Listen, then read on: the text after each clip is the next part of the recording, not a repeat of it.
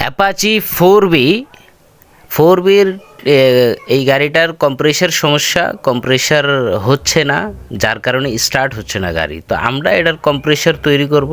Compressor তৈরি করার জন্য কম্প্রেসার টেপিটটাকে অ্যাডজাস্ট করা লাগে। অ্যাডজাস্ট করার জন্য আমরা এইটাকে পারফেক্টলিভাবে অ্যাডজাস্ট করব, যেভাবে টেপিট গ্যাস, টেপিট হোল্ডার আর এটার যন্ত্র।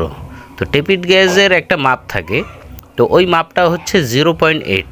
0.8 দিয়ে আমরা কম্প্রেসার টেপিটকে অ্যাডজাস্ট করে নিব। অ্যাডজাস্ট করে নেওয়ার পর ইনশাল্লাহ এটার কম্প্রেসার চলে আসবে আশা করি।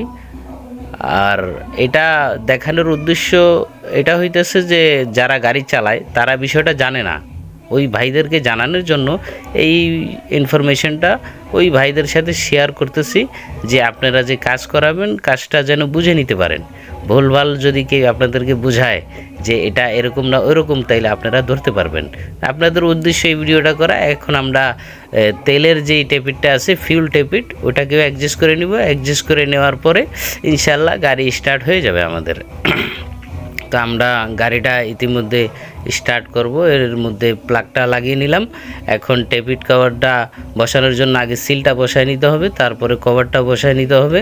বসানোর পর ইগনিশন কয়েলটাও লাগিয়ে নিব। ইগনিশন কয়েলটা লাগানোর পর এটাকে স্টার্ট করব আমরা। স্টার্ট করে দেন গাড়ির ওনারকে গাড়িটা বুঝিয়ে দিব কমপ্লিট করে। তো আশা করি আপনারা বুঝতে পেরেছেন। তো আপনারা যারা গাড়ি চালকরা আছেন তারা এইভাবেই কাজগুলি বুঝে নেবেন। গাড়ি আমাদের স্টার্ট হয়ে গেছে, এখন বাকি কাজগুলি শেষ করব।